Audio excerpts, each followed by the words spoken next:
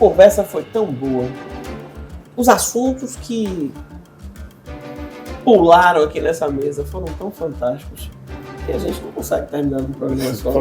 Então, a gente, quando tem a oportunidade de estar com um desses gênios, como a gente falou aqui no início, a gente tem que tirar tudo que a gente puder dele. Pois é. Então, vamos seguir, porque... Na verdade, a gente tem que fazer uma série com ele. Tem que ser igual a Netflix. 10 episódios. 10 episódios. Não, mas política... Olha, a gente parou na política, a gente deu um pulo de 14 anos na política. A gente vai ter que fazer uma outra bateria de programa. Mas quero aproveitar ele, já que a gente falou tanto, né, de comunicação. Né? Sidônio, como é que está se dando essa nova forma de se comunicar? Que impacto isso está tendo na vida das pessoas, na política? Como é que você está vendo isso? Pois é, né? Rede social. Isto. A rede social é muito importante. Essa última fase que o mundo está passando, né, de 10, 15 anos para trás, eu vi esse rapaz aqui, a primeira vez que ele pegou um celular, um Motorola imenso. Foi a primeira pessoa a comprar na Bahia. Foi o Marcelo Sacramento. Sabia? Aí aquele grandão assim, o tijolão. Você lembra disso? Ele abria numa felicidade tremenda. Puxava uma antena. Aí depois teve o P500, né? P550, o Flipper. Alguns não perceberam a importância disso na transformação da comunicação para a humanidade e para o mundo como um todo. Não perceberam. Até as máquinas fotográficas não entenderam isso. Você vê que a Kodak terminou se acabando, né? Canon ficou mais específico, que é quem poderia entrar nisso, né? Com força. Sim. A Sony terminou perdendo também mercado. E veio a Apple e dominou. Dominou com uma nova tecnologia, um outro formato, e que tinha mais facilidade, tinha ergonomia, né? Que é a relação do homem com a máquina que facilita isso. A experiência, muito, né? Experiência. Steve Jobs falava muito disso, da experiência, né? Que pois é. Com a máquina. Então, assim, isso foi muito importante assim, para a nova forma de comunicação. Contudo, a gente tem que ter alguns cuidados, né? Então, eu me lembro lá atrás, uma época eu fui comprar uma mesa de sinuca, e aí pesquisei e estava querendo comprar, aí depois desisti, eu fui perseguido durante um mês com mesa de sinuca, toda hora caía na minha timeline a mesa de sinuca, eu já não aguentava mais, terminei não comprando. Mas, por quê? E a gente tem uma coisa que é o algoritmo, né? As pessoas falam assim, porra, empresa de tecnologia, não é essa tecnologia. Tecnologia para mim, você construir um coração novo, ou buscar no cérebro sinapse nova e tudo, e conseguir um olho novo. É uma fórmula matemática que a gente estudava, que é o algoritmo. Algoritmo, certo. Esse algoritmo, ele é importante que ele seja aberto. Talvez para uma agência controladora. Olha só, a gente tem que ter cuidado com liberdade de expressão, tem que ter cuidado com isso, mas, por outro lado, também você precisa saber o que engaja no algoritmo. O que faz isso? Por exemplo, os remédios. Antigamente, o cara falava, porra, eu tenho minha fórmula e não vou divulgar. A fórmula é minha. Hoje, todo remédio você tem que saber qual é a droga e quais as consequências dessa droga. Tem que passar na Anvisa. Tem que passar na Anvisa. Então, você tem que ter também, nos países, uma agência reguladora que você possa acompanhar o algoritmo. Esse algoritmo, ele engaja como? A fake news engaja, a mentira engaja. Se engaja, você tem que ver que tipo de mentira. Porque mentira, ela é muito criativa. Ela desafia até a lógica. Ela é imaginativa. Ela é muito mais interessante que a verdade. A verdade é uma mera constatação da realidade. Uma mera constatação da realidade. Você tem que ser muito mais criativo para fazer com que a verdade seja tão interessante quanto a mentira. Frederico Fellini, eu boto até no prefácio do meu livro, que ele fala assim, cinema é verdade, cinema é mentira. Eu prefiro cinema é mentira, porque é muito mais criativo. O problema é que a mentira, ela pode causar dores profundas. Ela pode destruir. Ela pode destruir vidas. Pode destruir vidas. Retrocessos em processos enormes, como o da vacinação. Da vacinação, que é um questionamento, inclusive a ciência. A ciência. Todo o desenvolvimento da ciência. E a história da própria humanidade, né? Além da ciência, você percebe, né, na história da humanidade o quanto a humanidade... A história da humanidade. Então, assim... Se apropriou disso. Né? A mentira, ela é interessante. Veja você, lá atrás a gente falava de uma coisa que muito contribuiu para o desenvolvimento da linguagem, da comunicação. E o Harari, naquele livro dele, Sapiens, ele fala o seguinte: a fofoca foi uma das coisas que mais contribuiu para o desenvolvimento da linguagem na história da humanidade. Porque a fofoca ela é interessante, você vai contar alguma coisa que é fora da curva, que é fora do lugar comum. Pode chegar eu e você aqui e falar assim: oh, você não sabe o que tem sobre Roberto Munir. Claro que já é uma novidade. Aí já era. É interessante isso. Bom, mas a fake news também é. Só que a fake news e que é mentira, ela pode causar estragos profundos, ela pode causar até mortes. Isso. E se o algoritmo engaja isso, é complicado. Então tem que ter limites para esse algoritmo. Como tem que ter limites, então, assim, para mentira, para o ódio. O ódio também engaja. O ódio engaja. Você chegar aqui, ó, Marcelo, eu amo minha mulher. Pô, você vai receber uns coraçãozinhos de uns amigos mais próximos, vai mandar para você. Agora eu falo assim: eu detesto minha mulher, pretendo, sei lá, matar ou fazer qualquer coisa. Você vai ver. Marcelo vai ser um dos caras mais conhecidos do Brasil de uma hora para outra. E todo mundo quer saber que história é essa. Que história é essa? O que ele ama a mulher dele, ninguém. Não interessa. Quem é que vai querer saber? Então você tem que ter cuidado também com o ódio. Ele engaja.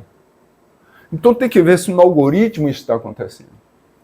Eu te digo que na campanha de 2022 eu aprendi a driblar o algoritmo. Eu sabia o que engajava, o que barrava, para você fazer uma peça que ia dentro disso. Então você na comunicação, você trabalhar, você vai enfrentar um adversário que está usando ódio, está usando da mentira, você vai fazer a mesma coisa? Não. Mas você tem que ser muito mais criativo para isso.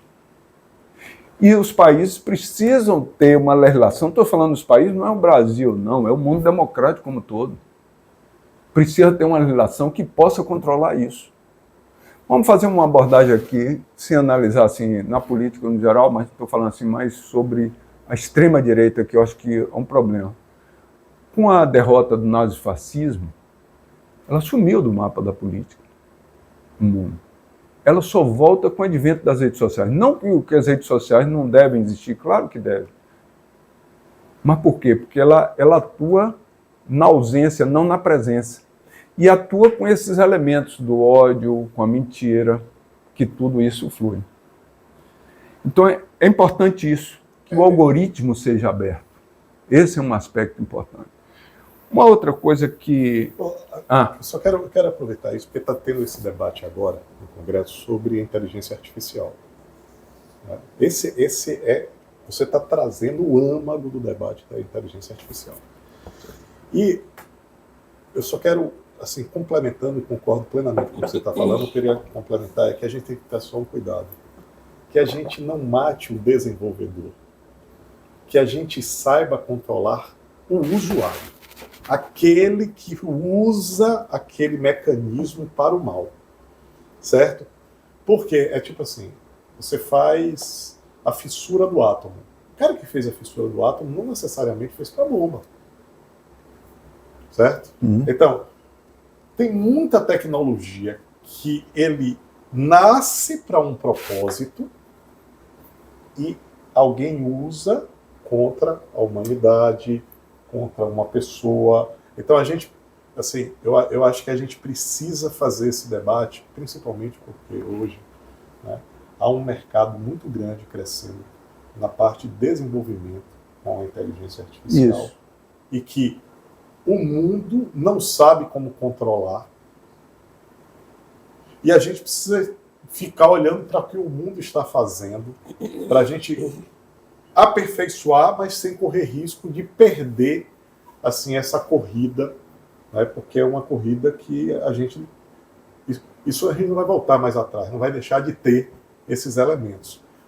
Como é que você acha, aí olhando um pouquinho, pegando sua visão de futuro, como é que a comunicação se dará para separar esse joio do trigo? Como é que como é que a pessoa pode se proteger disso? Como é que as instituições, principalmente, podem se proteger disso, Sidônio? Como você falou aí, eu acho que você falou assim, na quebra do átomo e na possibilidade de produção de energia nuclear, que tem um lado interessante e tem um outro lado que pode produzir a bomba nuclear.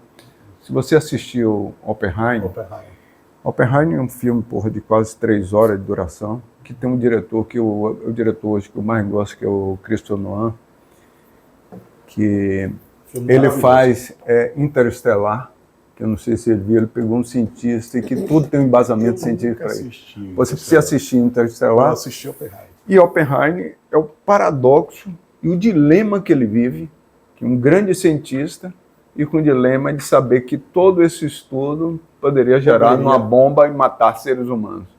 Então, é toda essa discussão que você está levantando isso. O dilema ético. E ele sofre muito com isso. Depois da bomba, ele vai definhando, né? Isso. Ele se acaba com isso. Ele passa a ser um ativista. Um ativista. Contrário do que ele produziu. E ele é um grande cientista. Isso. Então, assim, ser resumido, como ficou como o pai da bomba, por exemplo, né? E é interessante que até o cara que vai rogar também a bomba, bota o nome do avião, Enola Gay, o nome da mãe dele, que, matando 100 mil pessoas. Mas é uma outra discussão. Bom, então o que tem que ser visto? Assim? A gente tem que ver que é o avanço da tecnologia, tem que proteger. Como tudo na vida, você tem que ter leis e tem que ter normas para isso, para funcionar. E é isso que eu acho que a gente tem que fazer. E tem que ter um limite para isso, para que se possa desenvolver a tecnologia, que ela pode vir para muita coisa boa, muita coisa do bem. Foi um avanço tremendo, né? Em pouco tempo, o que já aconteceu com a comunicação. Então, por exemplo, você pega inteligência artificial. Em campanha, você pode construir uma pessoa rapidinho. Você não precisa mais nem fazer uma entrevista com alguém, você constrói essa pessoa, faz. Agora, você tem que ter cuidado, né, de manter a ética para isso. É preciso ter o controle disso. O que é fácil fazer é tudo muito rápido. Mas tudo muito rápido é feito. E vem mais por aí. Então, eu acho assim, que é uma grande discussão hoje para a gente é sobre esse desenvolvimento da comunicação, da tecnologia nesse plano.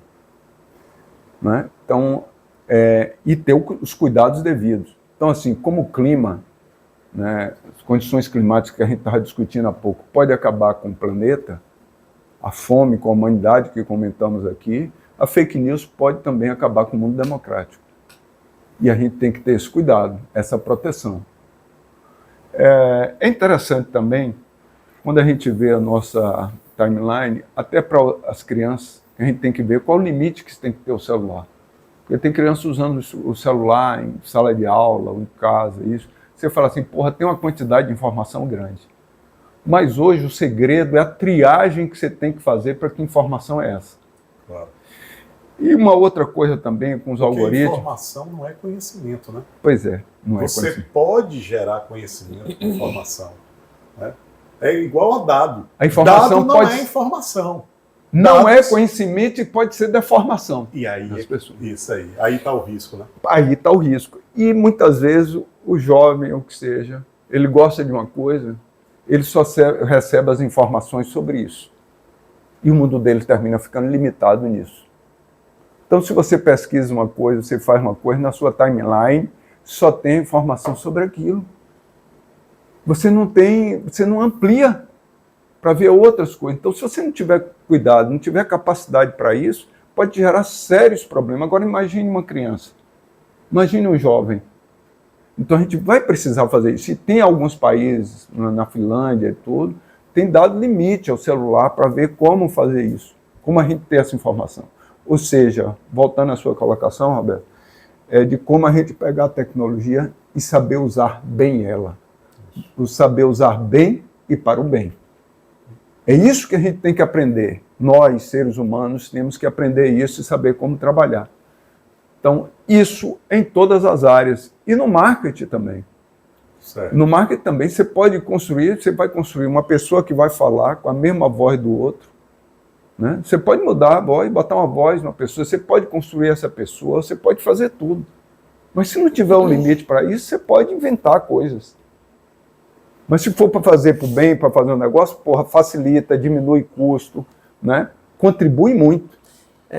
Você coloca duas coisas aí, Sidônio, que são interessantíssimas. Primeiro, porque hoje a gente vê um volume imenso de crianças completamente alienadas e já em várias idades. Eu estou falando você já tem criança ali de 3, 4 anos que ficam até 10, 11, que são essa idade extremamente propícia à formação de caráter, de conhecimento, inclusive de influência, né, no destino da vida de uma pessoa. Crianças que ficam o dia inteiro no celular. É jogo, é outras coisas. Você não tem... Os pais, às vezes, perdem controle do que ele acessa. Então, isso é uma coisa muito complicada. E aí a gente volta para o passado. Você veja o que é a disseminação, o poder da disseminação indiscriminada da mentira. Né? Quem não lembra, na cidade do interior, quem não lembra ou das campanhas, ou em momento político, ou em momento de gozações e outras coisas, da lista dos pintos pequenos da cidade, ou da lista dos cornos da cidade. Então o cara escrevia lá, imprimia lá, rodava num negócio, soltava aquilo. Né? Óbvio, aquilo tem um limite da mentira, aquilo tem um limite de saber quem fez, aquilo tem... Agora imagine você fazer isso e jogar para o Brasil inteiro, e jogar para o mundo inteiro, e você fazer um trabalho... Quer dizer, isso é uma coisa que tem limite. Então, assim, é essa a guerra, porque muita gente não gosta dele, muita gente, inclusive, hoje está odiando ele, mas é essa a guerra do Alexandre de Moraes? Quando ele entra nesse processo, quer dizer, eu não quero julgá-lo, não estou aqui para... Tem atitudes dele que até eu gosto, outras às vezes eu recrimino. Eu não tenho um julgamento sobre a figura do que é o Alexandre de Moraes, sobre democracia, sobre exagero do limite do direito. Eu não quero nem julgar isso. Mas quando você entra numa guerra dessa, por conta de fake news e tal, por conta de disseminação, é uma coisa complicada. Então a gente está vendo, talvez o Brasil esteja sendo um pioneiro no mundo com relação a esse tema que você aborda aí, que é muito grave. Se eu falar uma coisa que eu acho que é interessante, esse negócio que você falou do ministro aí, o Alexandre de Moraes, o que é importante é ver o seguinte, é preciso ter limites, é preciso ter regra para isso. Qual ponto que vai ser a regra que o Roberto levantou aí, a gente tem que ver. Que mecanismos vão ser usados? Mecanismo todo, tem que ver isso. É interessante a gente ver assim nessa discussão, porque tem muita gente que não sabe identificar o que é um fake news, o que é uma mentira. Porque vem de forma tão verdadeira, e você vê assim, pessoas com uma capacidade intelectual grande, com formação, formadas, sei lá, médicos, engenheiros, advogados, que não conseguem identificar que aquilo não é verdadeiro. É um negócio impressionante. Independente da idade. Antigamente eu achava que era mais pessoal com idade mais avançada e tal. Não, pessoas de discernimento, com idade sem nenhum tipo de abalo, e não consegue perceber. E as pessoas começam com isso, com essa informação, muitas vezes elas defender uma coisa durante a vida toda, de uma hora para outra, ela começa a pensar totalmente diferente daquilo que ela pensava. Sei lá, o caso das vacinas. Isso aí. O que aconteceu com esse caso das vacinas? Você não acha que a tecnologia teve uma influência para isso? Quer dizer, não é, quer dizer, totalmente. Porque chegava para ele sempre informações dentro daquele raciocínio dele, na timeline dele. Sidônio, famílias que historicamente se vacinavam, pais que deram vacinas aos filhos, de repente começaram a ter medo de vacina. Ele vacinou o filho contra a catapora, contra a pólio. Há 30 anos atrás e de repente, contrário. Mas eu queria botar um ingredientezinho a mais aí nessa história que tem também me deixado apreensivo. A fugacidade dos problemas. A gente está sendo engolido pelo hoje. E aí, exemplo, nós tivemos uma catástrofe no Rio Grande do Sul. Se você olhar a imprensa, se você olhar a sua timeline, ninguém vai falar do Rio Grande do Sul. Pois é.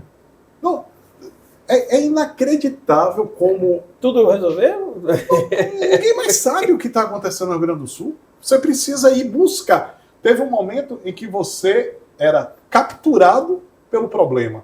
E de repente você não vê mais nada. Ou seja, há uma fugacidade de problemas que também tem levado a gente a não ter a capacidade de avaliação mais profunda sobre questões muito importantes, né? Naquele caso lá, a questão da manutenção, a questão da manutenção dos diques, da gestão pública, do aparelhamento do Estado, da questão do meio ambiente, da questão da sustentabilidade. Ou seja, tinha tanta coisa que a gente estava querendo debater naquele instante, isso sumiu. Agora a gente fala da queimada. Amanhã a gente vai falar do PCC. E isso é uma onda que não para nunca. Fica parecendo, sabe aquela coisa quando você toma um caldo na praia? A minha percepção é que a gente está tomando um caldo. Porque a onda veio, plá, plá, plá, plá, e você não consegue respirar. A gente não consegue mais respirar, ter uma conversa dessa aqui. É muito difícil. É difícil. É muito raro. Mas aqui a gente tem, Roberto, olha só, Tribuna da Bahia, jornal. A notícia que vocês vão dar amanhã aconteceu hoje. Aí começou a discutir o meio jornal. Como é que fica? Porque já saiu, você está falando de fugacidade. Né? Isso aí. Aí já tem notícia, amanhã ela já é velha. E aí como é que faz? Aí o jornal ele pega por um plano, que eu vejo assim, ó, por que ainda existe o The Times, existe o El País, The Guardian, sei lá, o Le Monde, a Folha aqui, a Tribuna, por aí vai. Por que ainda existe o jornal? Porque o jornal ele pode dar conteúdo mais. Ele faz coisas mais aprofundadas. Aí tem um tempo de vida mais longo. Certo. Porque ele só ficar com a notícia rápida, só ele vai perder manchete, né? Esqueça. A manchete é um negócio interessante. Tem uma frase até de Mick Jagger que ele fala o seguinte: fale bem de mim na manchete, pode esculhambar na matéria. Porque o que vale é a matéria. O que vale mais é a matéria. Então fica a manchete. Então, e aí a gente tem que ter um cuidado com isso. A gente começa a perder o conteúdo. Eu levanto assim, eu não sou contra meme, por exemplo. Por meme é legal? Por você dar risada, é engraçado, é isso, marca, identifica logo qual é a questão. Mas me preocupa o meme derrotar a política. Derrotar a política, eu estou te falando assim, não é necessariamente o conteúdo. Porque a lacração. Faz a lacração. Faz a lacração para gerar o meme, né? Pois é, isso e elimina o conteúdo. No Congresso Nacional, não só aqui no Brasil, em outros países também, o meme muitas vezes derrota o conteúdo do debate político lá. Certo. Vou citar um exemplo, para você ver só. Sei lá. No Dia Internacional das Mulheres, acho que 2 anos atrás, eu estava reparando o seguinte: em vez de discutir a luta das mulheres, a luta pela igualdade, né, por melhores salários, por salários iguais, e que isso poderia sair como a questão principal, a principal destaque foi um deputado que botou uma peruca na cabeça. O que significou isso? Que o meme derrotou o debate político. Certíssimo. Eu estou citando esse exemplo, mas tem vários outros. Claro. Aí o cara fica só de meme ali. Então, isso dá o vazio. E que aí o vazio também que vai para o celular, que pega os jovens, as crianças, que só pega aquela coisa superficial. E a gente fica vivendo do vazio. O vazio no conteúdo, né? O vazio nas ideias, e só fica naquilo ali. Então, por isso a existência do jornal também ela é importante. Porque para dar mais conteúdo, não é um livro. O livro não está sofrendo com isso, que as pessoas estão lendo aqui. Eu ainda sou um defensor, eu gosto de ler livro. Eu gosto do cheirinho das páginas, de estar ali, eu ainda... Não sei. Tá e a gente fica parecendo que é uma coisa do passado. Está sobrevivendo, né?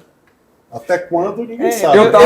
Eu passo uma revista, para mim é outra coisa do que você passar a revista. Eu estava vendo, por exemplo, a gente está falando de futebol, porque você gosta de futebol, vocês dois. Guardiola. Você sabia que Guardiola, ele disse que ele não vê celular?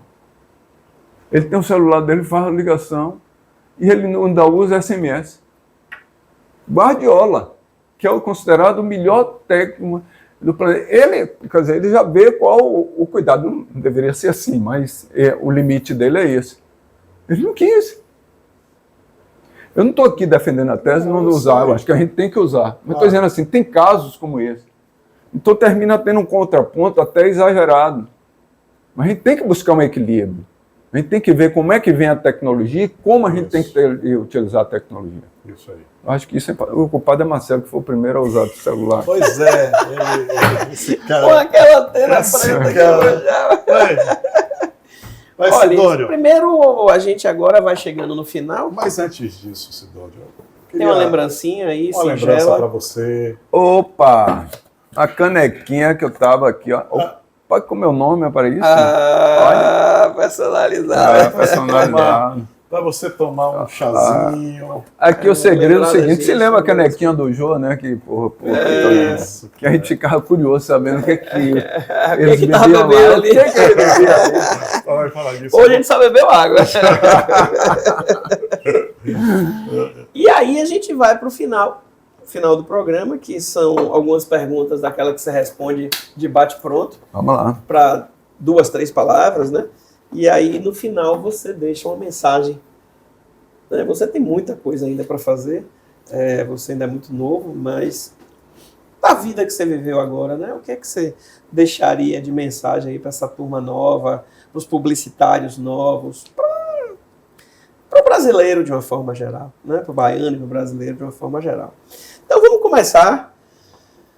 Defina a Sidônio Palmeira em uma frase. A inquietude de mudar o mundo, dentro das minhas limitações, é claro. Não, você já fez.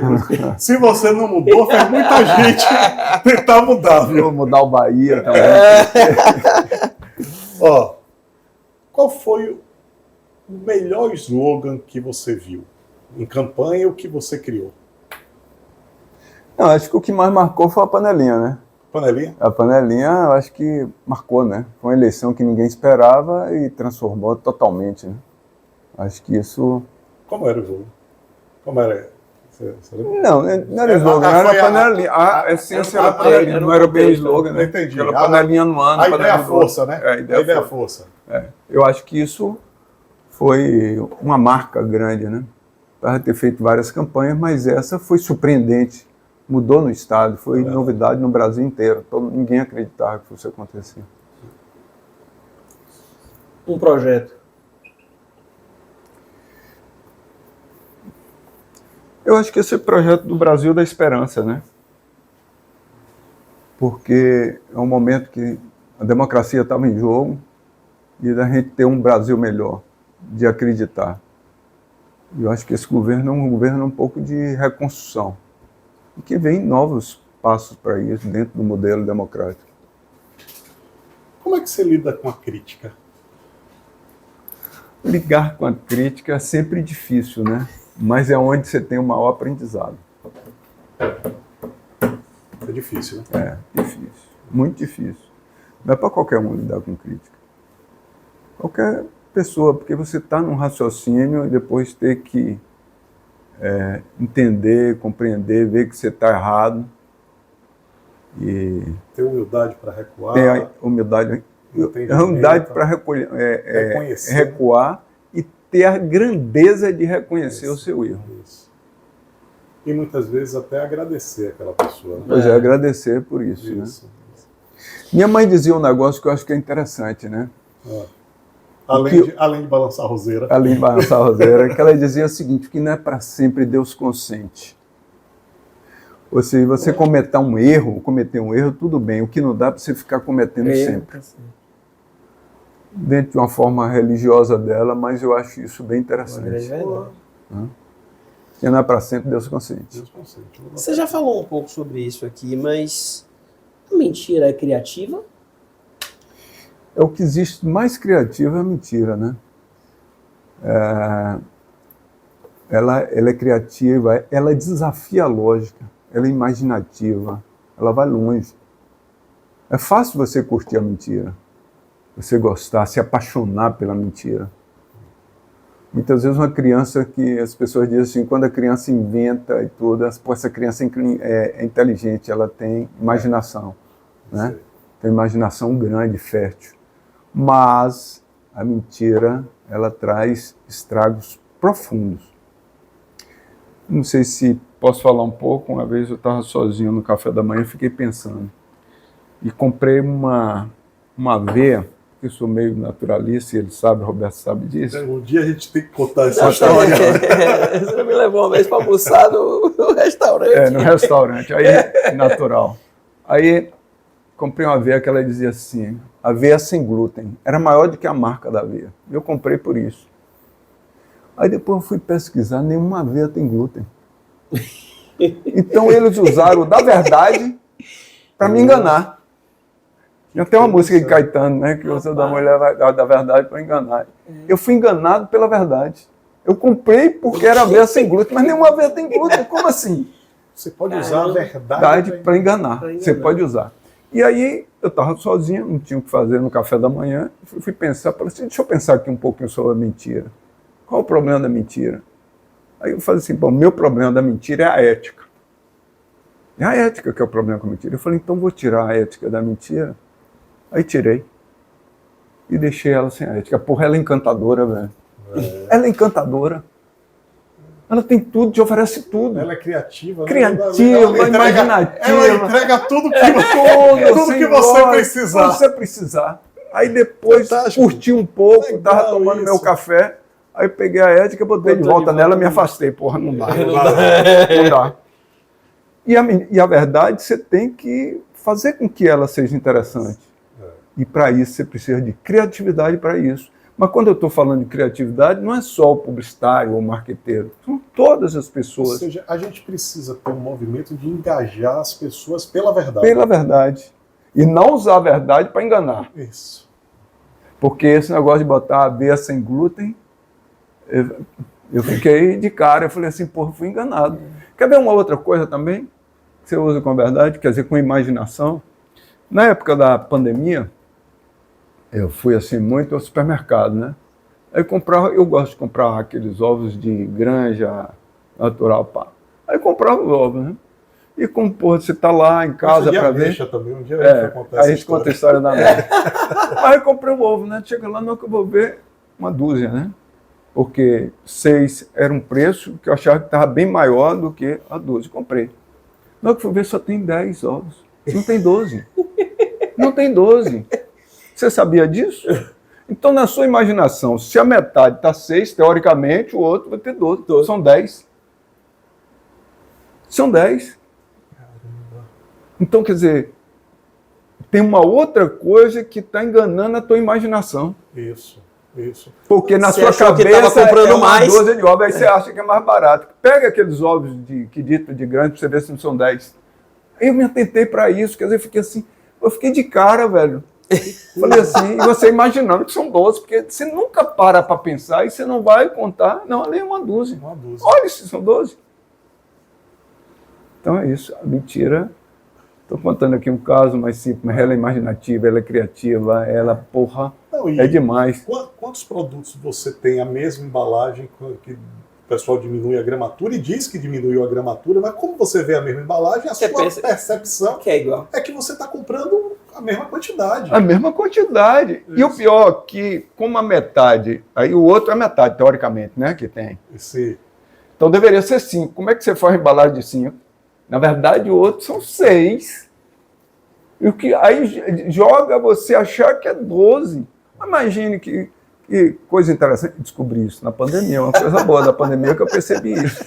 Agora, aprenda, eu acho que todo mundo tem que aprender a conquistar uma paquera, a sua mulher, ou o seu marido, né?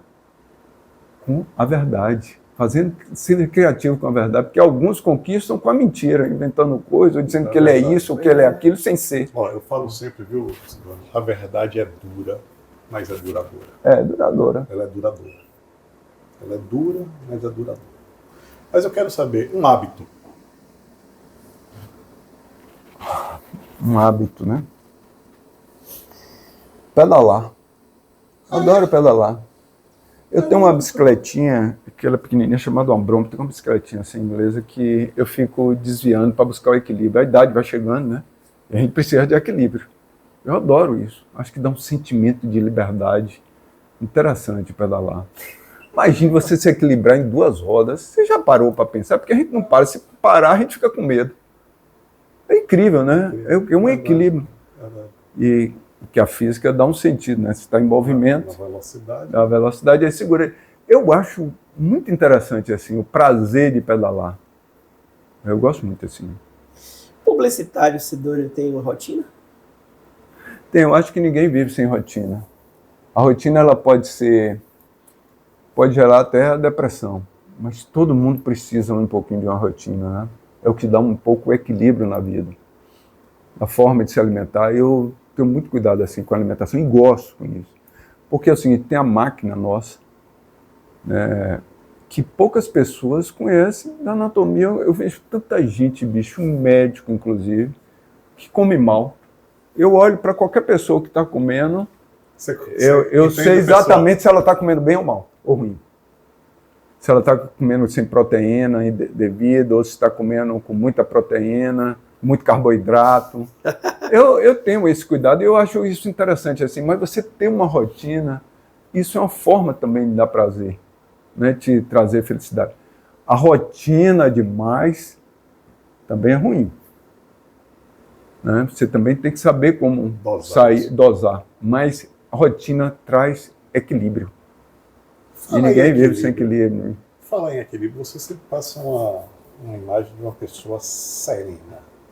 Você passa isso sempre. Em momentos tensos que a gente já teve junto aí de política, você sempre foi um cara sereno. Tem alguma coisa que lhe tira do sério? Além do Bahia perder, óbvio, né?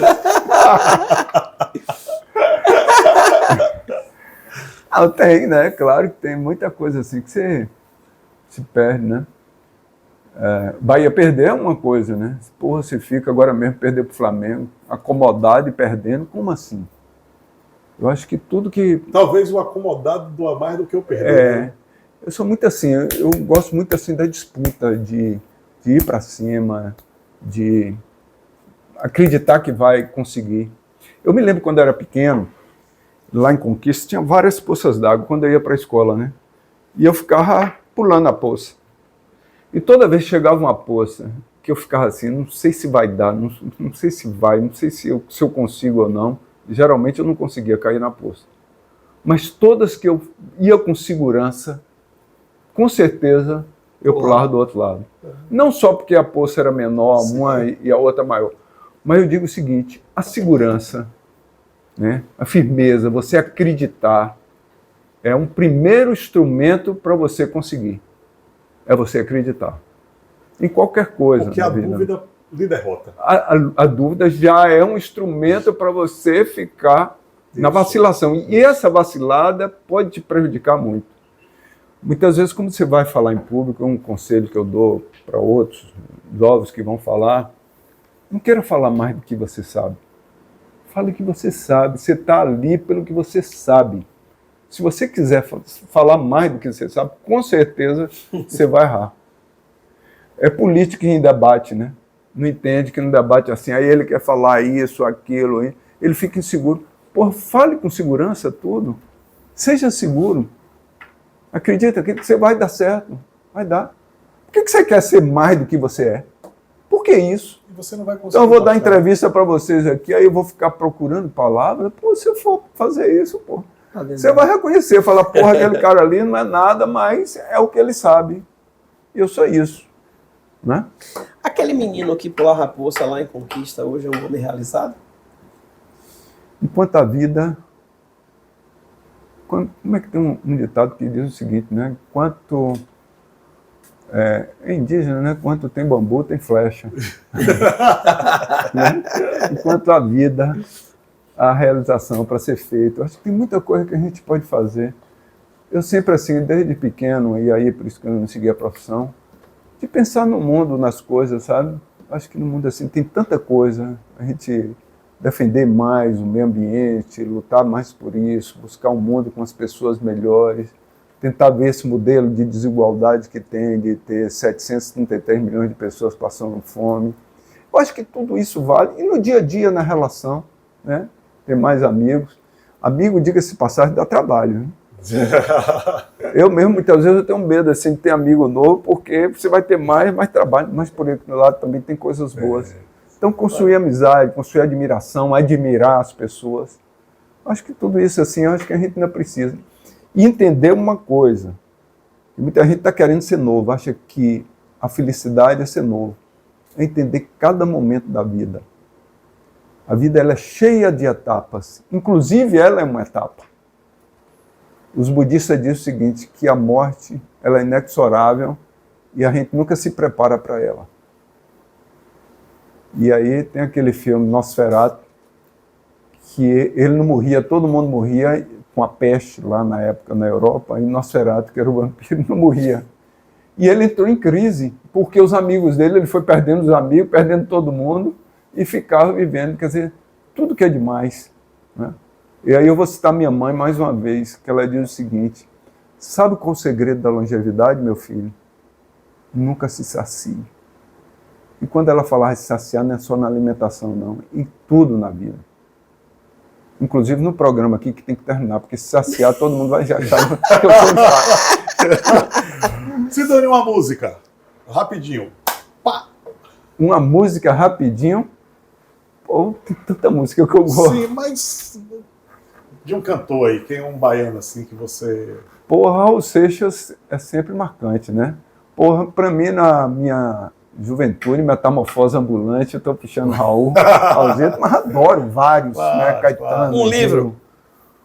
O livro, eu falei aqui de Sapiens, eu acho que é interessante que conta um pouco a história da humanidade, né? Eu acho que vale a pena. Logo que eu citei, posso citar esse, mas tem vários outros. Tem um livro de Vargas Llosa que eu acho que é assim, um conto bem interessante, é Travessuras de uma Menina Má, que também é muito legal. Né? Por falar nele, recentemente estive na República Dominicana, tem outro livro de Vargas Llosa, que é A Festa do Bode, que também, não sei se vocês leram, também é bem, eu acho assim, que vale a pena. Então, assim, tem vários livros, eu adoro livro assim, mas eu acho que, como eu citei aqui, eu acho que a gente está falando um pouco sobre isso, e o Harari, ele fala muito sobre o advento dessa nova tecnologia, o que vem pela frente, nesse novo mundo que vem aí, que a gente estava discutindo aqui, de carros elétricos, da tecnologia, da biotecnologia, eu acho que pega um pouco sobre isso. Vamos lá? A última pergunta.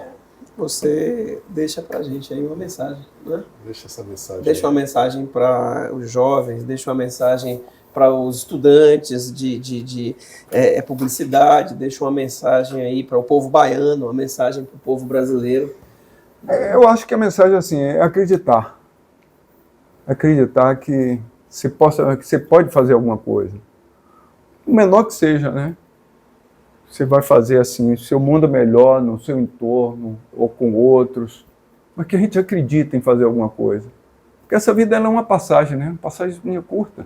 Só para vocês perceberem, na Idade Média, a expectativa de vida da mulher era 27 anos, 29 anos. 29 anos. Porque geralmente ela começava a parir com uns 14. E geralmente morria com parto, né? Por causa da higiene, isso. Né? Não existia também penicilina naquela época, né? E do homem 36. Hoje, a gente vê aqui, a gente está discutindo assim, uma pessoa de 60 anos, pô, um cara novo, pô, você está novinho, isso. Então a expectativa de vida aumenta. Uma criança, 60 anos, uma criança. Pois é, e é inadmissível que a gente tenha ainda em alguns países essa expectativa tão baixa de vida, né? Eu acho que a gente precisa, com o advento da tecnologia, que a gente possa viver melhor. Mas independente do tempo que viveu, e eu citei Raulzito aqui, Raul Seixas, na música, diria, morreu cedo. Quantos não morreram cedo? Mas deixou uma história. Deixou. E cada um deixa a sua história. E a beleza está nisso. Né? E a gente... E para... Eu acho que é uma frase também de Gil, que mistérios há de pintar por aí. E essa é a beleza da vida. E essa é a beleza... Sensacional. Obrigado.